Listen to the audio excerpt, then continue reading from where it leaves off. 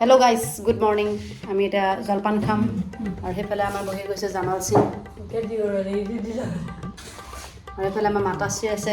আৰু আমাৰ আজি ব্ৰেকফাষ্টত কি আছে আপোনালোকে জানেনে? কি আছে ৰাইজ? কি আছে কৈ দিয়া। বাৰ্গাৰ।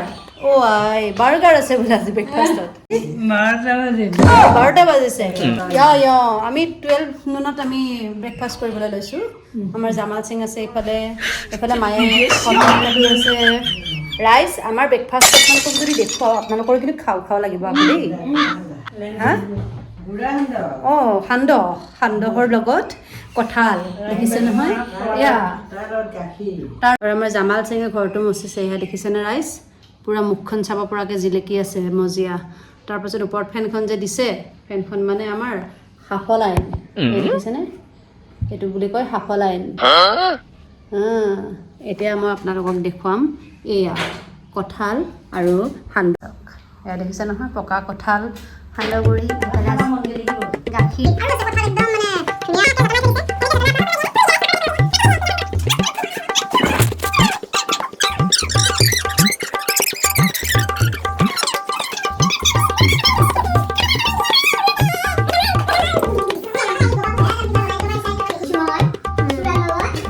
আৰু ৰাইজ এয়া খাওঁ আৰু নে কি কয়? খাবলৈ বাকী আছে, কিন্তু মই এবাৰ বাইদেউক বিচাৰি আহোঁ। বাইদেৱেনো কি কৰিছে মই তাকে এবাৰ ৰাইজ পৰ্যবেক্ষণ কৰি আহোঁ। ৰাইজ এয়া দেখিছে নহয়, এইটো আমাৰ এটা নিৰ্দিষ্ট ঘৰ এটা। তাত বাইদেৱে এয়া মাছ বাচি আছে। আলহী আহিব বুলি পেলাই মাছ বাচি আছে। জীয়েক জোৱায়েক আহিব যে, গাত তত নাই তেওঁ। ভাল লাগিছে ভাল লাগি যায়। যিজন আহিব কিমান ভাল লাগে। এয়া চাওক ৰাইজ, পুঠি মাছ, পুঠি খলি হনা, তাৰপাছতে আছে সেইফালে কাৱৈ মাছ, এইফালে আছে গ্ৰাছ কাপ। এইডাল ঘৰৰ পৰা বগৰাইছে মোটামুটি ৰাইজ 3 কিলোমান হ'ব নেকি এইটো। আপোনালোকে মোবাইলত সৰু দেখা পাব বাৰু, কিন্তু প্ৰায় 3 কিলোমান ওজনৰ এটা গ্ৰাছ কাপ।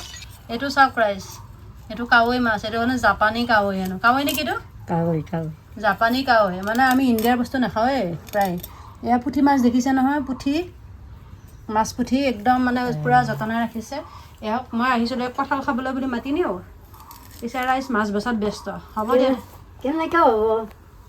জোঁৱাই আহিব, ছোৱালী আহিব, নাতি আহিব, নাতিনী আহিব। গতিকে এয়া মাছ পুঠি বাচি আছে, যতন কৰি থ'লেহে খাব পাৰিব। য়েছ, আপুনি লাগি থাকক, ইউ কেৰি অন গাইজ। এইফালে চাওক ৰাইজ, এইফালে গৰুৱে আমাৰ খেৰ খাই আছে। গৰুৰ উপায় নাই, খেৰ নাখালে আৰু গৰুৰ মানে ৰক্ষা নাই। গতিকে আৰু বহুতেই কয় আমাৰ ঘৰখনৰ পৰিৱেশটো হেনো বিৰাটেই বেছি ভাল লাগে, ভাল লগাকৈ মায়ে ৰাখে কাৰণে ভাল লাগে। অকল মায়ে নহয় বাৰু, গোটেইখিনিয়ে ইটোৱে সিটো চবে চবৰ কাম কৰে। বিশেষকৈ আমাৰ জামাল সিঙক কাম পাচিবই নালাগে, চব কৰি দিয়ে। তাই কাম দেখিলেই হ'ল ৰাইজ। জামাল সিঙক আমি ইমান কওঁ তুমি বহা, তুমি কাম নকৰিবা, তাই কয় নাই মই কাম কৰিমেই। তেনেকৈ নে কি কোৱা তুমি? সঁচা নে মিছা কথাটো? সঁচা দিয়া। অঁ, তুমি কোৱাচোন কথাটো সঁচা নে মিছা? মিছা ৰাইজ। 100% 100% শুদ্ধ উত্তৰ দিয়ে আমাৰ জামালে। তাৰমানে তাই সেইটো কাম কৰাটো মিছা বুলি প্ৰমাণ কৰি দিলে। এতিয়া চাওক মিছা হ'ব। সাৰা মোচা বৰ ধুনীয়াকৈ সাৰা। অঁ,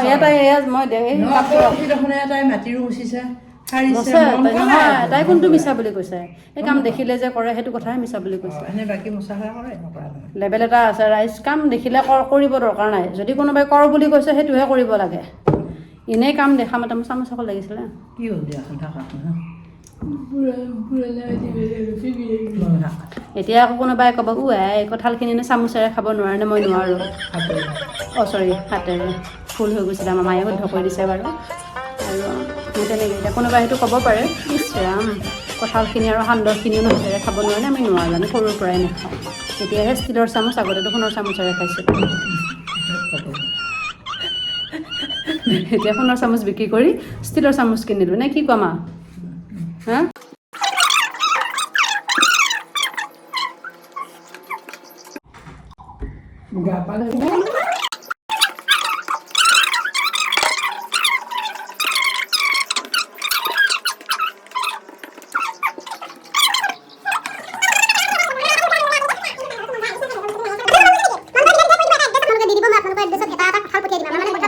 গছে গছ আমাৰ মানে প্ৰায় আজি আপোনালোকক দেখুৱাম বাৰু 25টামান কঁঠাল পাৰি থৈ দিছে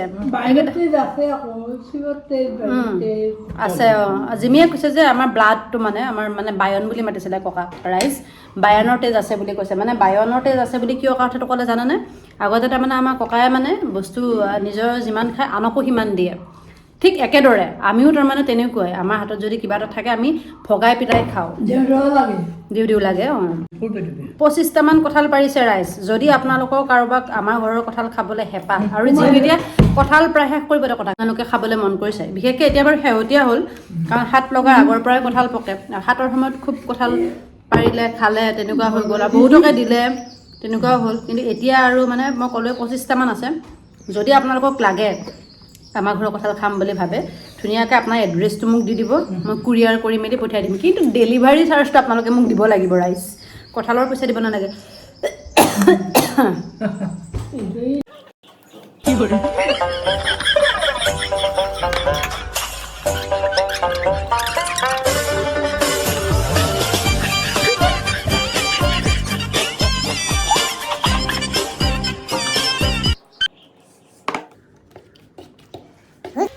আৰু যোৱাকালি দাদা এজনৰ ঘৰত সত্যনাৰায়ণ পূজা আছিলে তাৰপিছতে নবৌৱে আমাৰ কাৰণে দি পঠিয়াইছিলে নাৰায়ণ পূজাৰ ভোগ বিৰাট বেছি ভাল লাগে নাৰায়ণ পূজাৰ ভোগ খাবৰ কাৰণে আৰু মইতো বহুত বেছি ভাল পাওঁ আপোনালোকেও ভাল পায়নে এইফালে পিতা আহি পালে পিতাকো দিলে মায়ে কঁঠাল আৰু সান্দহ আৰু যিহেতু লাইনটো অহা যোৱা কৰি আছে অকণমান দিগদাৰো পাইছে কিন্তু যি নহওক এনেকুৱা সময়ত যদি অকণমান হ'লেও নাৰায়ণ পূজা ভোগ খাবলৈ পাওঁ বিৰাট বেছি ভাল লাগে নহয় জানো আৰু যিহেতু ঘৰতে আছোঁ ঘৰতে আমি এনেকৈ ধেমালি ধুমলা কৰি থাকোঁ তাৰ মাজতে অকণমান ভিডিঅ' বনাই আপোনালোকেও আগবঢ়াইছোঁ বেয়া চেয়া নাপাব আমি এনেই ঘৰত থাকিলে আমাৰ বহুত বেছি জমনি হৈ থাকে বহুত বেছি ধেমালি ফূৰ্তি কৰি থকা হয় তাৰ মাজতে অকণমান কেতিয়াবা ভিডিঅ' বনাই আপোনালোকলৈ আগবঢ়াওঁ ভালে থাকক কুশলে থাকক সকলো তাকে কামনা কৰিছোঁ লগে লগে আজি ভিডিঅ'টোৰ পৰা মই কুহিয়ে বিদায়